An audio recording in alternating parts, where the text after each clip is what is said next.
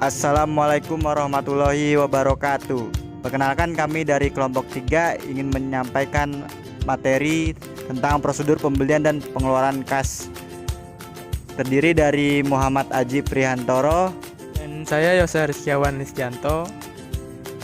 Ya, langsung aja kita mulai ke slide 1. Pengertian siklus pengeluaran. Siklus pengeluaran atau expenditure cycle adalah serangkaian aktivitas bisnis dan operasi pemrosesan informasi terkait yang terus-menerus berhubungan dengan pembelian serta pembayaran barang dan jasa. Tujuan utama dalam siklus pengeluaran adalah untuk meminimalkan total biaya perolehan dan pemeliharaan persediaan, perlengkapan, dan berbagai layanan yang diperlukan perusahaan. Untuk mencapai tujuan tersebut, manajemen harus membuat keputusan penting sebagai berikut. Yang pertama, berapa tingkat optimal persediaan dan perlengkapan yang harus dimiliki. Kemudian, pemasok manakah yang menyediakan kualitas dan layanan terbaik dengan harga terbaik. Bagaimana perusahaan dapat mengonsolidasikan pembelian antar unit untuk mendapatkan harga yang optimal. Yang keempat, bagaimana teknologi informasi dapat digunakan untuk meningkatkan efisiensi dan keakuratan fungsi logistik inbound. Yang kelima, bagaimana perusahaan dapat memelihara kas yang cukup untuk memanfaatkan setiap diskon yang ditawarkan pemasok. Kemudian, bagaimana pembayaran ke vendor dapat dikelola untuk memaksimalkan arus kas. Sistem informasi siklus pengeluaran. Aktivitas-aktivitas dalam siklus pengeluaran adalah cerminan dari aktivitas-aktivitas dasar yang dijalankan dalam siklus pendapatan. Hubungan erat antara aktivitas siklus pengeluaran pembeli dan aktivitas siklus pendapatan penjual memiliki implikasi penting untuk mendesain sistem informasi akuntansi kedua pihak. Secara spesifik, dengan menerapkan perkembangan TI baru untuk merekayasa ulang aktivitas siklus pengeluaran, perusahaan menciptakan peluang bagi para pemasok untuk merekayasa ulang aktivitas pendapatannya. Sebaliknya, menggunakan TI untuk mendesain ulang siklus pendapatan sebuah perusahaan dapat menciptakan peluang bagi pelanggan untuk memodifikasi siklus pengeluarannya sendiri. Faktanya, perubahan dalam operasi satu perusahaan mungkin mengharuskan perubahan yang sesuai dalam operasi perusahaan lain dengan siapa ia berbisnis. Berikut adalah tampilan tabel perbandingan aktivitas siklus pendapatan dan siklus pengeluaran. Yang pertama, aktivitas siklus pendapatan itu ada entry pesanan penjual sampai memproses pesanan dari pelanggan. Kemudian pengiriman sampai mengantar barang dagangan atau jasa ke pelanggan atau logistik outbound. Yang ketiga, penagihan sampai mengirimkan faktur ke pelanggan. Terakhir, penerimaan kas sampai memproses pembayaran dari pelanggan. Nah, di sisi aktivitas siklus pengeluaran itu ada pemesanan bahan baku, perlengkapan, dan jasa sampai mengirimkan pesanan ke pemasok. Kemudian penerimaan sampai menerima barang atau jasa dari pemasok atau disebut logistik inbound. Kemudian memproses faktur sampai meninjau dan menyetujui faktur dari pemasok.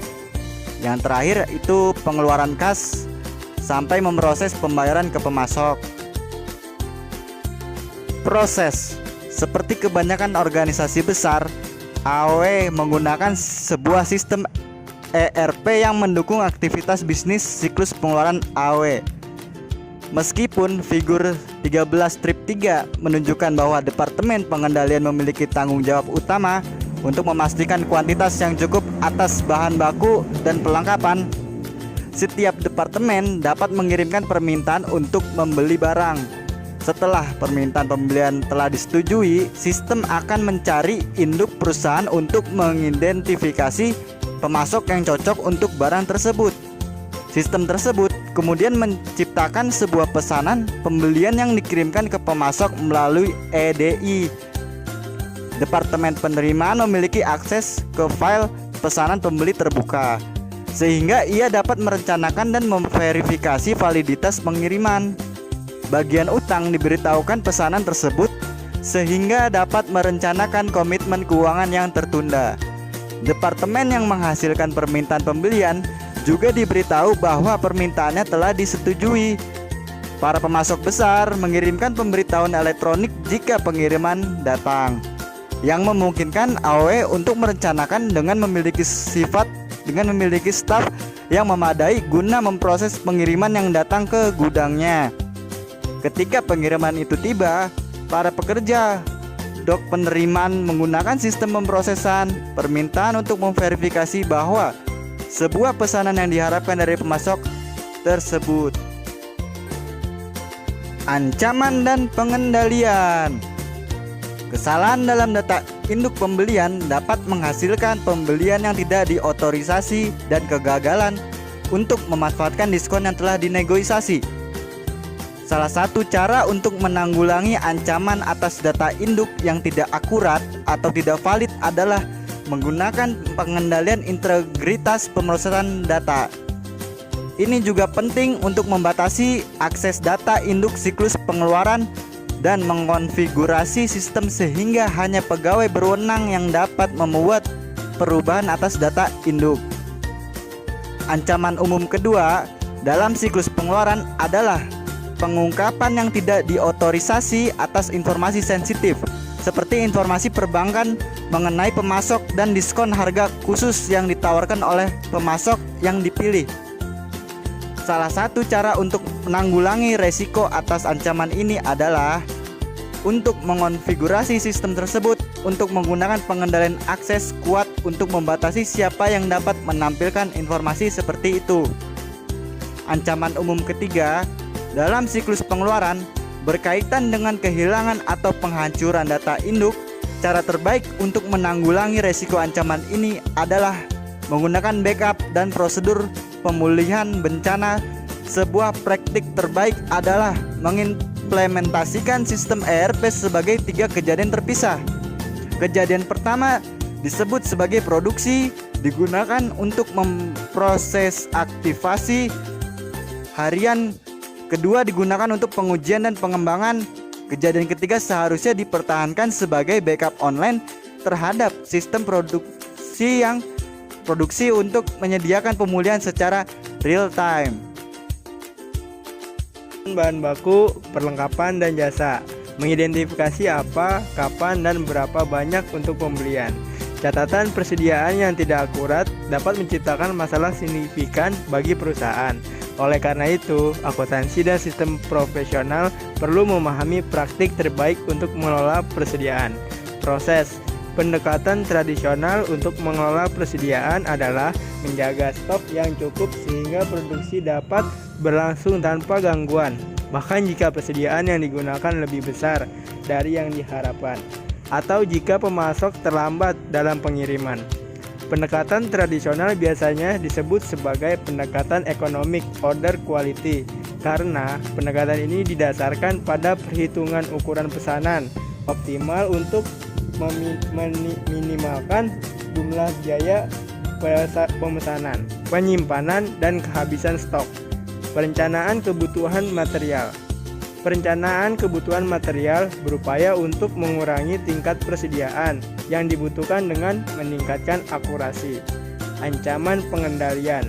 Beberapa ancaman terkait kebijakan juga timbul dengan EDI yang masing-masing harus ditutupi dalam perjanjian perdagangan. Contoh dari jenis isu ini termasuk sebagai berikut, yaitu pada titik proses apa pesanan dapat dibatalkan, pihak mana yang bertanggung jawab untuk biaya pengiriman kembali jika syarat kontak tersebut tidak diikuti, pihak mana yang bertanggung jawab untuk kesalahan dalam kode batang, tag, RFID, dan label. Apa yang terjadi jika kesalahan dalam sistem penjualan perusahaan pembelian menyebabkan kesalahan tambahan dalam jumlah barang yang disediakan pemasok.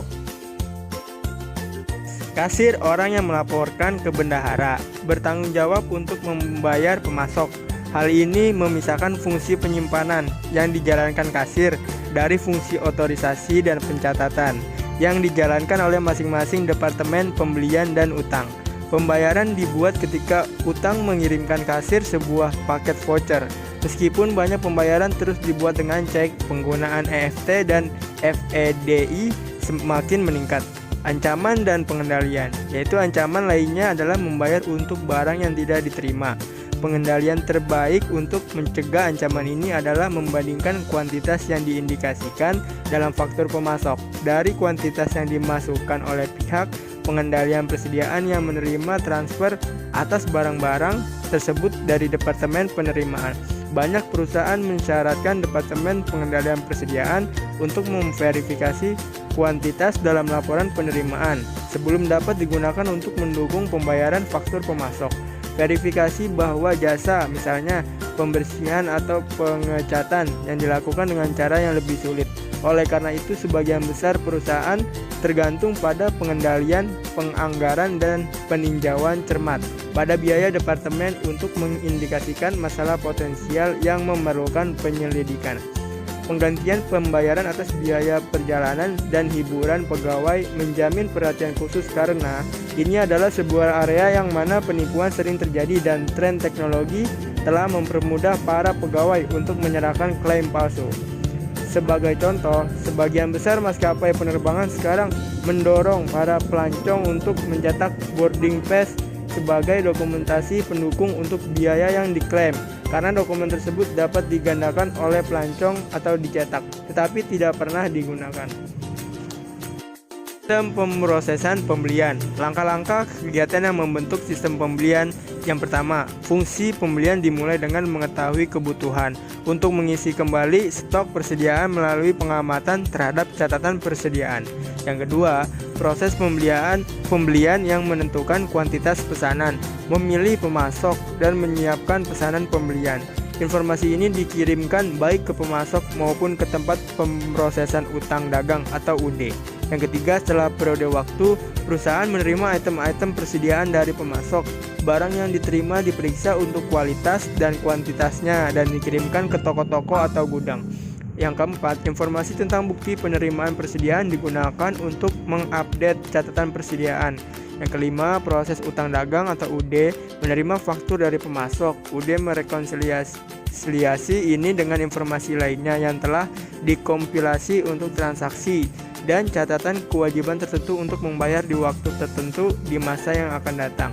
Yang enam, buku besar menerima rangkuman informasi dari utang dagang, kenaikan total dalam kewajiban, dan kontrol persediaan, kenaikan total dalam persediaan. Pembelian dan pengeluaran kas. Sistem pembelian manual. Sistem pembelian secara manual dapat diterapkan pada perusahaan manufaktur dan retail, yaitu pertama kontrol persediaan. Kontrol persediaan memonitor dan mencatat tingkat persediaan barang ketika persediaan jatuh sampai titik pemesanan kembali yang sebelumnya telah ditentukan. Petugas administrasi menyiapkan permintaan pembelian. Salinan permintaan pembelian dikirimkan ke Departemen Pembelian. Utang dagang yang disimpan di penundaan utang dagang.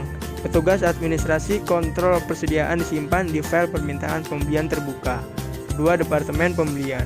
Departemen Pembelian menerima permintaan pembelian, mensortir mereka menurut pemasoknya, dan menyiapkan pesanan pembelian atau PP majemuk untuk setiap pemasok. Salinan PP dikirimkan ke kontrol persediaan, bagian UD, Departemen Penerimaan, dan pemasok sebanyak 2 buah. Penerimaan. Kebanyakan perusahaan menghadapi jeda waktu antara waktu menempatkan pesanan dan menerima persediaan. Perhatikan bahwa tidak ada peristiwa ekonomi yang muncul. Oleh karena itu, perusahaan membuat jurnal memo untuk penundaan penerimaan dan kewajiban persediaan. Departemen Utang Dagang. Petugas administrasi utang dagang merekonsiliasi informasi keuangan dengan dokumen file penundaan, mencatat transaksi dalam jurnal pembelian, dan memposkan ke akun pemasok dalam buku besar utang dagang. Setelah mencatat kewajiban, petugas administrasi UD mentransfer semua dokumen sumber ke file utang dagang terbuka. Departemen Buku Besar. Departemen Buku Besar menerima voucher jurnal dari Departemen Utang Dagang dan rangkuman akun dari kontrol persediaan. Petugas administrasi buku besar memposkan voucher jurnal ke akun persediaan dan utang dagang dan merekonsiliasi akun kontrol persediaan dan rangkuman buku besar persediaan. pengeluaran kas. Sistem pengeluaran kas memproses pembayaran kewajiban yang dihasilkan oleh sistem pembelian. Tujuan utama dari sistem ini adalah untuk memastikan bahwa kreditor yang sah menerima jumlah terutang yang benar ketika kewajiban jatuh tempo. Arus informasi dan sumber daya dasar dari sistem pengeluaran kas terdiri atas 3 proses. Yang pertama, proses utang dagang mempelajari file utang dagang untuk jatuh tempo setiap item dan mengotorisasi proses pembayaran kas untuk melakukan pembayaran. Yang kedua, proses pembayaran kas menyiapkan dan mendistribusikan cek ke pemasok. Yang ketiga, pada akhir periode, baik proses pengeluaran kas maupun proses utang dagang mengirimkan rangkuman informasi ke buku besar. Oke, sekian presentasi atau materi yang kami sampaikan. Kami dari kelompok 3 mengucapkan banyak terima kasih dan mohon maaf apabila ada kesalahan kata baik yang disengaja maupun tidak disengaja. Saya Muhammad Aji Prihantoro Dan saya Yosa Rizkyawan Listianto mengucapkan terima kasih. Wabillahi taufiq wa hidayah. Wassalamualaikum warahmatullahi wabarakatuh. Presentasi kami tutup.